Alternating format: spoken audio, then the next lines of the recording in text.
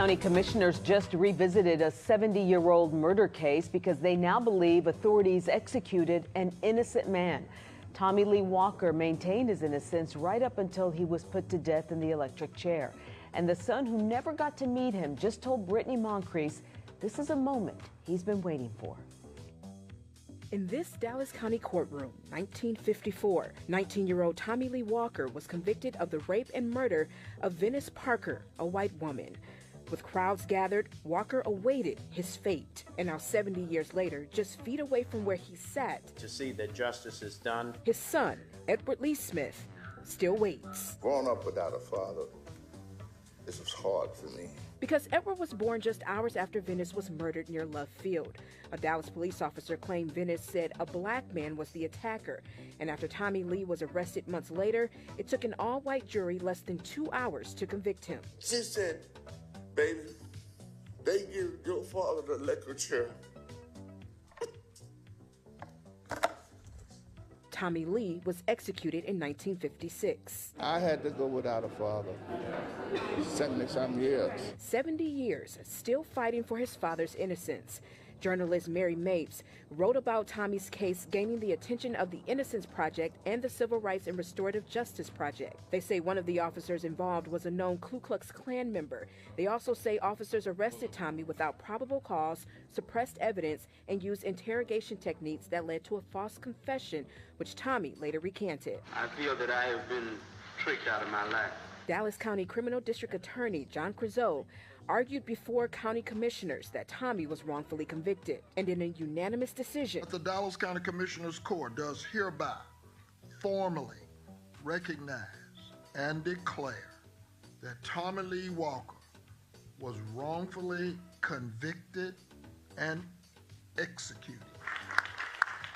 I mean, he knew his father was innocent, but now it's public. That stain has gone away. And also celebrating in the courtroom, try not to make the same mistake again, was Venice's son, Joseph Parker. This is my new friend. I was talking about you. Though both lost parents tragically, it's justice that brought them together. Love everybody. In spite of what happened to my father, I still love people. In Dallas, I'm Brittany Moncrief.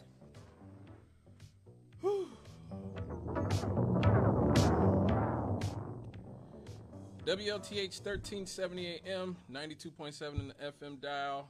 It is 7:35 in the PM here on Friday, March the 13th, 2026, here on Straight Out of the Cannon.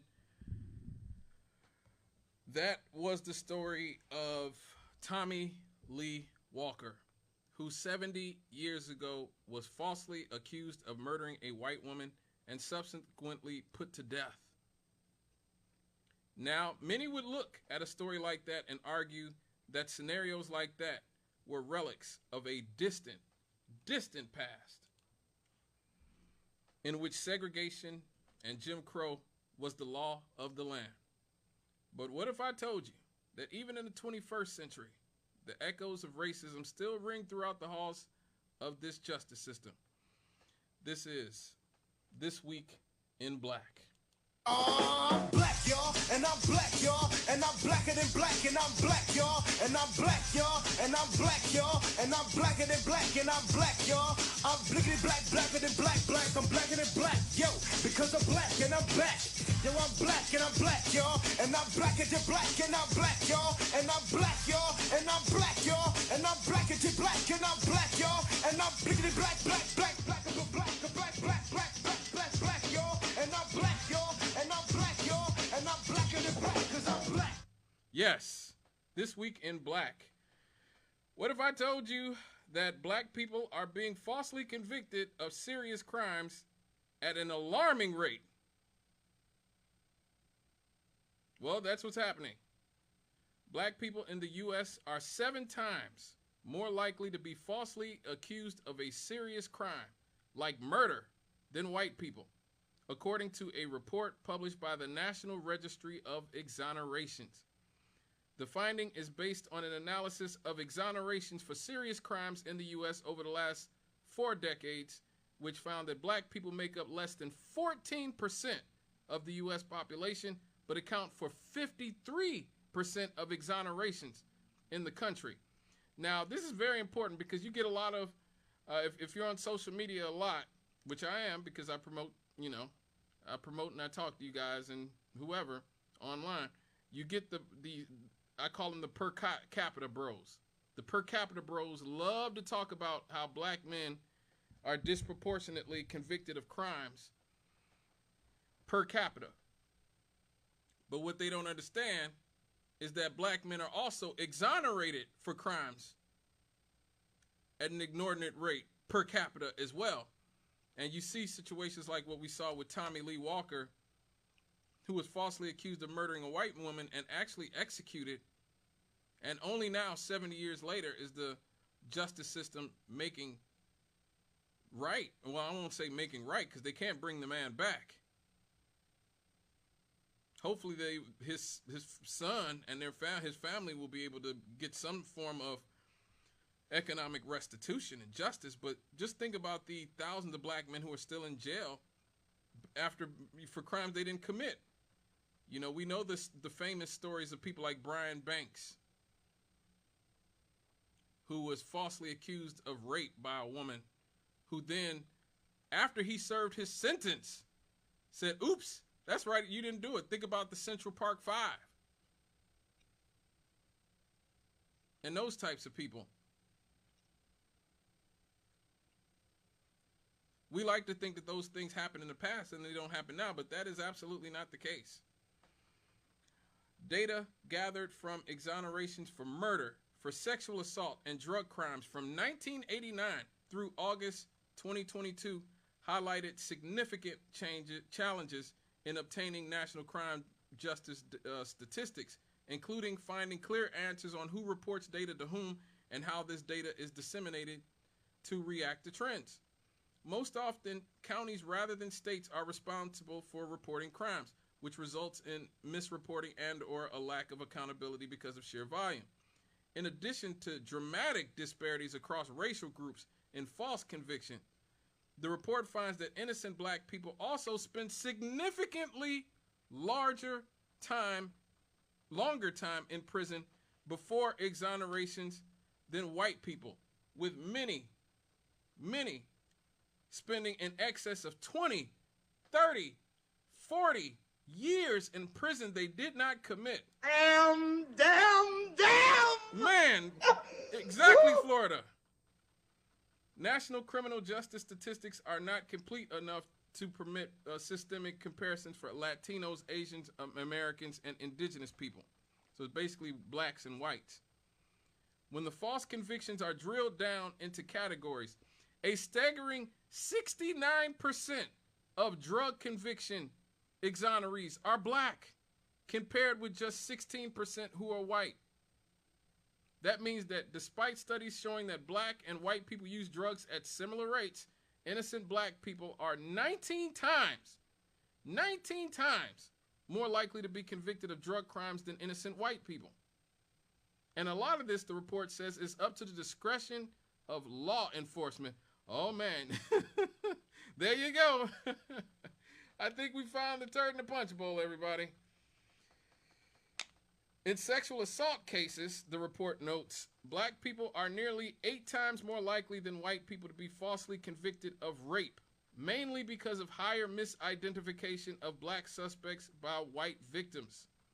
But according to the report, these numbers appear to be on the decline. Since 2010, only 2 rape convictions caused by mistaken witness identifications have resulted in exonerations, thanks in part to advanced technology, including DNA testing.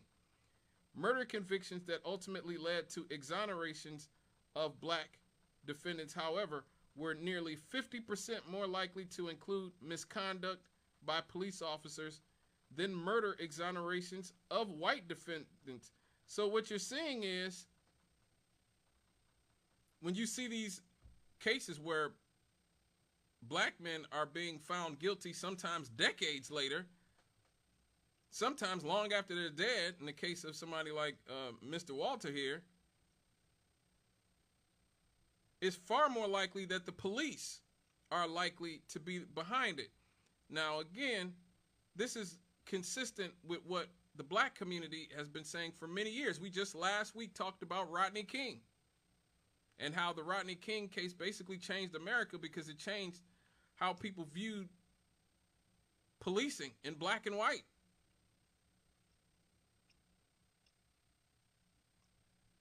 For so many years, white people just thought black people were making up police misconduct in our communities. Rodney King showed that, hey, there is a difference. There is a difference. And so we see that because of this racist justice or injustice system, there are so many black men spending time in prison, many times wrongfully, due to police misconduct. And we have to keep that in mind when we start talking about murder rates and should I say statistics about who gets arrested for crimes. That in a lot of instances, black men are disproportionately falsely accused of this data. Of these crimes.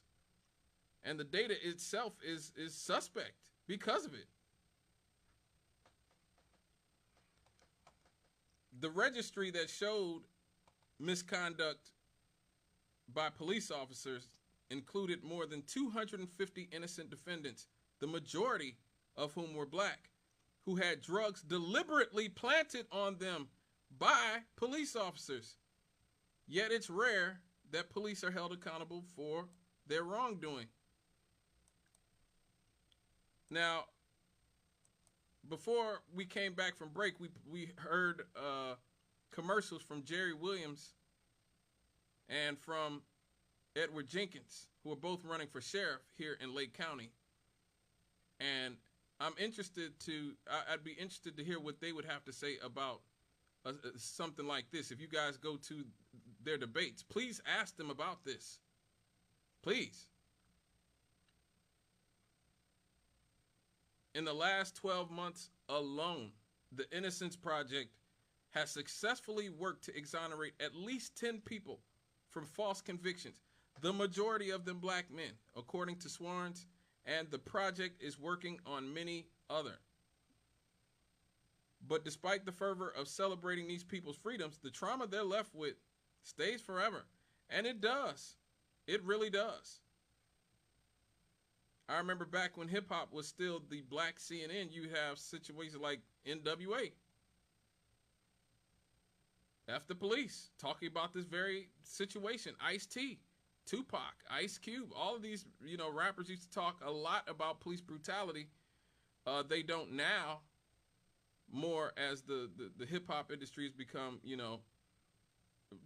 just the music industry in general has been corporatized post the Telecommunications Act of 1996, where Bill Clinton signed that legislation that allowed the conglomerates to collapse on themselves, on each other.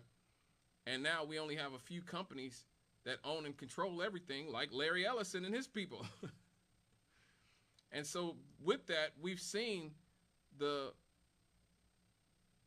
consciousness of not only hip-hop, but of music in general and culture in general start to leave a lot of this stuff out. And I think that's why you got such a spectacular eruption of anger when George Floyd was murdered in 2020 by Derek Chauvin, because you weren't really having the type of outlet for that frustration that we used to have in the 80s and the 90s and the 2000s, early 2000s, where you would hear a lot of music about police brutality and you'd see a lot of movies about it and you'd see it portrayed in TV shows a lot. And something a lot of people don't know, I'm sure some of you know this, but a lot of the police departments in this country,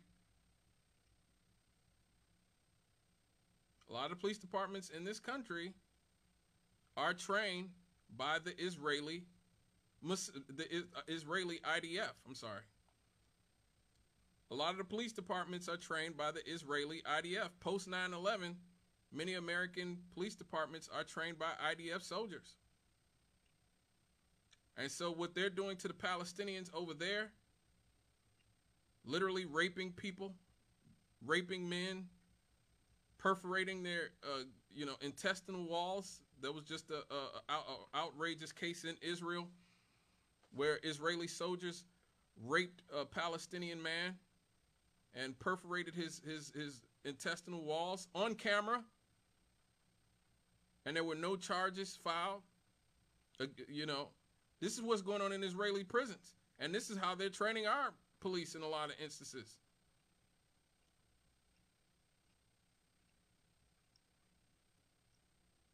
So these things are all pretty much connected. The Israeli apartheid state was influenced by Jim Crow here in America, just like apartheid South Africa was influenced by Jim Crow here in America. Hitler's Nazi state was inspired by Jim Crow here in America. We export our apartheid system and create the level of racial hierarchies in other countries while maintaining this one at home. And now we have to deal, even in 2026, with the effects of that all around us, deep into 2026. This is why you still have black parents afraid that their black sons are going to be stopped by the police. I just saw Sterling K. Brown, one of the best actors in Hollywood, one of the most lauded and applauded actors in Hollywood. This man has been in blockbuster movies. He's been on great TV shows. This man has been everywhere and done some of everything. I just saw something from him a few days ago that was really stunning. He was doing a podcast, and he was saying that he purposely takes the opposite approach that a lot of celebrities, especially white celebrities, have when it comes to exposing the faces of his children on social media. And he said that I show my kids' faces on social media as much as I possibly can. And they asked him why. Why do you show, so many other celebrities are concerned with privacy. They don't want the paparazzi messing with their kids. They don't want anybody to kidnap their kids or whatever, threaten their children. He said, the reason I want my son's faces to be everywhere is because I want people to associate them on some level with my celebrity. And maybe if they're associated with my celebrity, a police officer or somebody who might think of doing harm to them won't just see them as another black kid. They will see them as the child of privilege and celebrity, and maybe that can help keep them safe.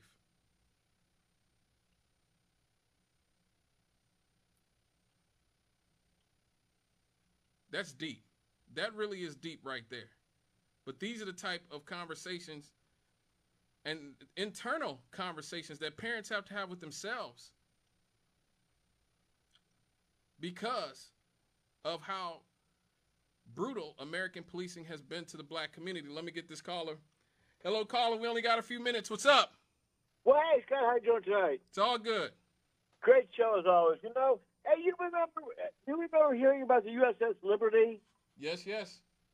Yeah, 67 when the Israelis bombed the hell out of our ship. Yes. Right? And if you remember, Kennedy was trying to stop their nuclear program, right? And then within 5 months, he was assassinated by the secret whoever. Right. And this guy Epstein, his girlfriend's whole family's into that kind of espionage. Mm. And he was there from the beginning, too, and my gosh, and now we have facial recognition everywhere. So we can identify who's poor and who's not, right? Right. Who has merit. And, by the way, I was thinking about one of the sheriff's commercials. Yes. They were talking about, we've been sheriffs since the 1840s. Oh, man. And that was a commercial. I don't know which one of it was, but one of the guys' I probably heard the commercial 10 times on LTH. I mean, in the reputation, the sheriff's department it had in the 40s, 50s, and 60s, and even in the 70s was atrocious. Yep.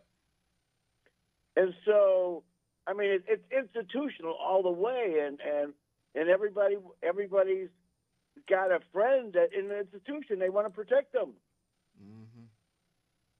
So, you know, like, wow. It is. I get what you're saying, but thank you for your call. It's almost time for me to get out of here. Thank you for your call, brother. Have a great weekend. You too. Yeah, he's right about that. And what a lot of people forget is, too, that, and I always have to remind people this, a good quarter of Indiana, this state we live in right now, if you're here listening in locally, a good quarter of our House were Klan members in like the 1920s and 30s. The Klan was heavily represented in the State House downstate in Indianapolis there. For a while there, Indiana was pretty much officially the home of the Ku Klux Klan.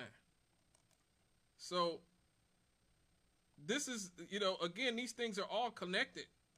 They really are all connected. These fights about police brutality, about racism, about apartheid, about America's foreign policy, these things are all very much connected because they're all about subjugation, usually of people of color.